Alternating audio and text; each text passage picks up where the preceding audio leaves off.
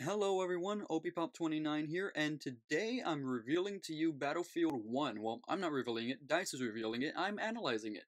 I really do have to give it off to DICE, that I didn't really think that they'd be able to pull off a World War I game. I didn't really think anyone could, but from the gameplay in this trailer here and the footage that it showed, it really does look kind of convincing, and I do think that they have something to go with here, showing the different types of theaters, the different types of weapons, vehicles, all these different types of things, all these different cool types of things that I'll get in a little bit sooner when I start analyzing the trailer for you guys.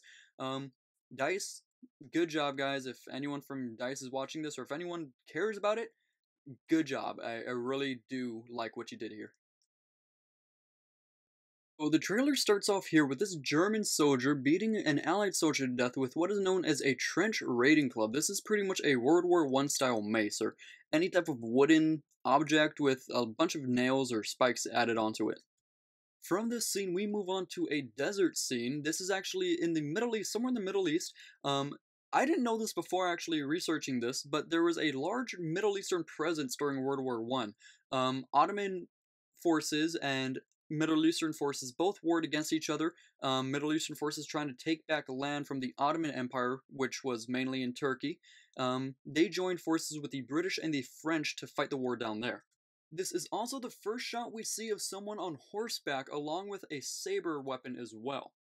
From here, we take ourselves back over Europe in a plane this time. Our first shot of someone in a biplane. This is a tail gunner. I'm not sure of which model plane. This is likely an Ally plane, however, not anything Axis or Central powered. This shot quickly goes away to a ground battle with a German soldier, or central powered soldier, hitting another Allied soldier in the face with a trench spade, or just any other type of shovel. But what really catches my eye in this scene here is that gun that's floating in the air right now. That appears to be some sort of shotgun.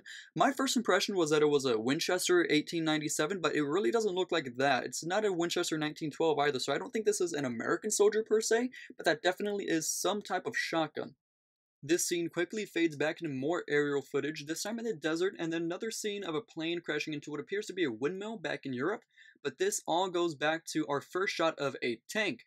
Now, a few things confuse me about this shot right here. That looks to be a British mail tank, of course British tank, but the soldier next to him does appear to be a central powered soldier. I can clearly tell that by the gas mask he's using, as well as that Mauser 1918 that he's using. That is a German anti-tank weapon. That thing weighed about 41 pounds with that bipod on it, so I really doubt that guy would have been running around the desert with that thing, just holding it like nothing. After this, we go into another shot of more men on horseback, followed by a scene of what appears to be our protagonist running through a hallway being shot at. But then it is followed up by another scene of what appears to be mustard gas. Now, for the first time we see mustard gas, of course this was going to be obvious given it's a World War I set game.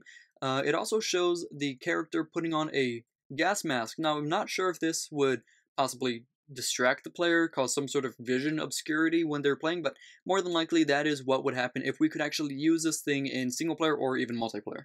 Another good thing to note about this shot here is that this soldier is carrying the Lewis Model 1914. That's a British light machine gun that soldiers used to use during World War I. From here, we take on a picture of a really badass looking knight firing a machine gun from his hip. This is actually a central powered soldier firing a machine gun. This is actually what the machine gunners back then used to use. They had heavy plate armor to protect themselves from the small fire from the enemies. He's mowing down a group of soldiers who I don't know what their allegiance is to. I can't even track down what country they might be from their weapons they're carrying, because I can't find any type of weapons that look like that from the era. Our next shot is a camouflage tank, or a decal tank. That's another British Mark I boys. We see a little short clip of a flamethrower and a little bit of naval combat. This one is what really catches my eye. These artillery pieces may be used in single player, of course. Maybe even in multiplayer we'll be able to use some artillery pieces ourselves. But this final clip here with the Zeppelin, the airship showing, that is a huge ship. I wonder if maybe we'll be able to use something like that, maybe in a type of commander mode in multiplayer again. Who knows? But I think that's going to cut it up for this analysis here. I did try to rush through the end there, as I didn't really find any more information regarding anything else towards the end.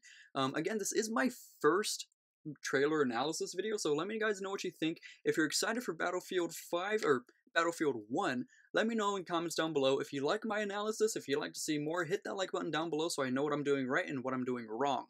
But until next time, guys, this is a very, very excited OP Pop 29, and I'll talk to you guys later.